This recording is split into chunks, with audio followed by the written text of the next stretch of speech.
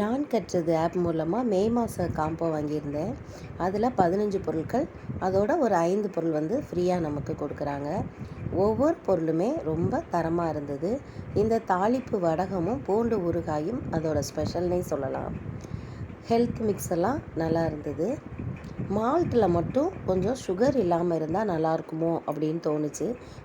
ரொம்ப ஹோம்லியாக இருந்துச்சு. டேஸ்ட்டு சூப்பராக இருந்துச்சு. அவங்க கை பக்குவம், அந்த மனம், அது ஒவ்வொரு பொருள்லையும் தெரிஞ்சிச்சு.